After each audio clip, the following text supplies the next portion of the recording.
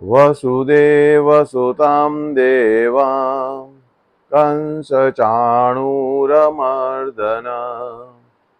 देवकी परमानन्दं कृष्णं वन्दे जगद्गुरो। सत्संग में आए सभी सज्जनों और गीता प्रेमियों, आपका हार्दिक अभिनंदन। सज्जनों, बहुत से भक्तों ने मुझसे ये प्रश्न किया कि रोगों से छुटकारा कैसे पाया जाए। देखें, रोग जो होते हैं ना, जब कभी भी शरीर में रोग होता है तो डॉक्टर अलग तरीके से डिफाइन करेंगे कि यह रोग इस व्यक्ति को किस कारण से हुआ है। वो अपने मेडिकल साइंस के हिसाब से बताएंगे। अगर आप किसी एस्ट्रोलॉजर के पास जाएंगे तो वो अपनी एस्ट्रोलॉजी के हिसाब से बताएगा कि एस्ट्रोलॉजी के हिसाब से ये रोग इनको इस वजह से हुआ है, इस ग्रह की वजह से हुआ है। आयुर्वेद में जाएंगे आप किसी आयुर्वेद डॉक्टर के पास में तो वो अपने तरीके से बताएगा। और अगर आप किसी संत के पास जाएंगे तो वो आपको यही बताएगा कि पूर्व जन्मों के कर्मों के अनुसार हमको इस जन्म में फल मिलता है, तो उसके हिसाब भी से ही हमें रोग वगैरह कुछ लगते हैं। तो बेसिकली अगर देखा जाए तो प्रारब्ध जो है, भाग्य, भाग्य क्या है? आपके जो पूर्व जन्मों में आपने जो कर्म किए हैं, उन कर्मों का अभी जो संचित परिणाम आपको मिल रहा है उसे हम भाग्य कहते हैं। जैसे मान लो आज किसी ने बैंक में अपनी एफडी कराई, 5 साल के बाद में वो एफडी मैच्योर हो जाती है तो उसको डबल पैसा मिल जाता है। तो लोग कहते हैं अरे इसके भाग्य अच्छे हैं, इसको इतना पैसा मिल गया। तो क्या ये सच है क्या? एक्चुअल में क्या किया, उसने अपना खुद का पैसा जमा कराया था और वही पैसा समय आने पर उसको वापस मिला। तो भाग्य जो है, आपके पूर्व जन्म में किए गए कर्मों का संचित परिणाम जो इस जन्म में मिलता है उसे हम भाग्य के नाम से कहते हैं। तो क्या प्रारब्ध को टाला जा सकता है? यस, प्रारब्ध को टाला भी जा सकता है। कैसे? भगवान की भक्ति के द्वारा। मैं तो मंत्र साधना का उपासक हूं और मंत्र साधना के ऊपर ही मैं रिसर्च कर रहा हूं। तो मैं तो जिस किसी सब्जेक्ट के ऊपर बात करता हूं तो मंत्र साधना से रिलेटेड ही करता हूं। मंत्र साधना से हम कोई चीज कैसे मैनिफेस्ट करते हैं, मैं तो इसी चीज के ऊपर रिसर्च करता हूं, अनुसंधान करता हूं। तो रोगों की निवृत्ति के लिए मैं आज आपको श्रीमद् भगवत गीता से एक ऐसा श्लोक बताऊंगा जो मेरे गुरु महाराज भगवान स्वामी श्री हरि जी महाराज के द्वारा हमें बताया गया है। अगर आप उस मंत्र का विधि विधान से जप करेंगे तो आपको निश्चित रूप से आपके रोगों के ठीक होने में आपको मदद मिलेगी। देखें, रोग के ठीक होने के लिए आपकी दिनचर्या भी सही होनी चाहिए। गीता में बताया गया है कि आपका आहार भी सात्विक होना चाहिए। गीता में आहार के ऊपर बहुत जोर दिया गया है।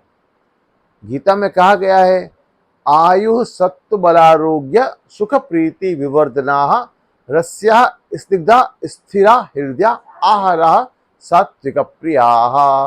यानी हमारा आहार कैसा होना चाहिए? सात्विक आहार होना चाहिए। और सात्विक आहार जो होता है वो कैसा होता है? आयु सत्व बलारोग्य, जो बल को बढ़ाने वाले हैं, आरोग्य को बढ़ाने वाले हैं, आयु को बढ़ाने वाले, आयु सत्व बलारोग्य सुख प्रीति विवर्धना, जो प्रियकर हैं, जो आपके सुख को बढ़ाने वाले हैं। रस्या स्निग्धा स्थिरा हृदया आहारा सात्विक प्रिया, जिसमें रस होता है, जो स्निग्ध होते हैं, ठंडे होते हैं, जिन ऐसा गर्मा गर्म एकदम उबला हुआ खाना नहीं खाना चाहिए। रस्या स्निग्धा स्थिरा हृदया, जो हृदय को अच्छे लगते हैं। आहार सात्विक प्रिया, बहुत सारी क्वालिटीज गीता में बताई गई है सात्विक आहार के ऊपर। ताजा खाना होना चाहिए, फ्रेश खाना होना चाहिए, फल फ्रूट खाने चाहिए, सात्विक खाने चाहिए, जिसके खाने से आपको क्रोध का संचार नहीं होता है वो आपके शरीर के अंदर, ऐसा खाना आपको खाना चाहिए। तो सात्विक खाना खाने से हमें एक तो आरोग्य में वृद्धि मिलती है, तो हमें अपने आहार के ऊपर भी ध्यान देना चाहिए, और दूसरा हमें अपने आचरण के ऊपर भी ध्यान देना चाहिए। जो लोग क्रोध ज़्यादा करते हैं, जो लोग टेंशन ज़्यादा लेते हैं, जिन्होंने गीता पढ़ी नहीं है, जिनको सुख और दुख, शीत उष्ण, मान अपमान में समान रहना नहीं आता है, निंदा और स्तुति में जो समान नहीं रहते हैं, तो श्रीमद् भगवत गीता पढ़ने से समता आती है व्यक्ति के अंदर। तो वो समता के आने से बहुत सारे रोग तो उसके वैसे ही खत्म हो जाते हैं। अब मैं आपको श्रीमद् भगवत गीता से ही एक ऐसा श्लोक बताऊंगा जिसको अगर आप नियमित रूप से पढ़ेंगे तो कैसा भी रोग हो आप उस रोग से मुक्ति पा जाएंगे। वो श्लोक है श्रीमद् भगवत गीता के 12वां अध्याय भक्ति योग का 17वां श्लोक। तो श्लोक क्या है मैं आपको बताता हूं। यो नरेशति न द्वेष्टि न शोचति न कांक्षति शुभ परित्यागी भक्तिमान्यः स मे प्रियः। यो न हृष्यति न द्वेष्टि न शोचति न कांक्षति। 4 चीजें भगवान ने इसमें बताई है। जो न तो हर्षित होता है ज्यादा, न द्वेष्टि न द्वेष करता है किसी से, न सोचती न कांक्षती, न शोक करता है न ज्यादा कामनाएं करता है। यो न हृष्यति न द्वेष्टि न सोचती न कांक्षती, और शुभ परित्यागी, जो शुभ और अशुभों का त्यागी है, यानी जिसमें समता है। शुभ परित्यागी भक्तिमान्य, ऐसा भक्त समय प्रिय, ऐसा भक्त मुझे प्रिय है। श्रीमद् भगवद गीता में 12वें अध्याय में भगवान ने भक्ति के 39 लक्षण बताए हैं। अब जो मैंने आपको बताया 12वें अध्याय का ये जो 17वां श्लोक, यो न हृष्यति न द्वेष्टि न शोचति न कांक्षति शुभ परित्यागी भक्तिमान्य समय प्रिय, इस मंत्र का जाप आप विधि विधान के साथ करें। जब कभी भी आपको समय मिलता है, या तो प्रातः काल में या सायंकाल में, रोजाना इस मंत्र की एक माला जपें। अगर किसी को बहुत ज्यादा बीमारी है तो एक माला से ज्यादा भी आप इसका जप कर सकते हैं। आप 5 माला कर सकते हैं, आप 7 माला कर सकते हैं, वो डिपेंड करेगा आपके रोग की इंटेंसिटी क्या है। और बहुत मैं आपको एक आश्चर्यजनक बात बताता हूं कि मान लो अगर किसी ने ये मंत्र सिद्ध कर लिया, अगर किसी ने ये मंत्र सिद्ध कर लिया, तो वो अपने सामने एक पानी की बोतल रख करके इस मंत्र का पाठ कर करके अगर वो पानी की बोतल अगर किसी रोगी को पिला दे तो भी उस रोगी का रोग धीरे धीरे ठीक हो सकता है।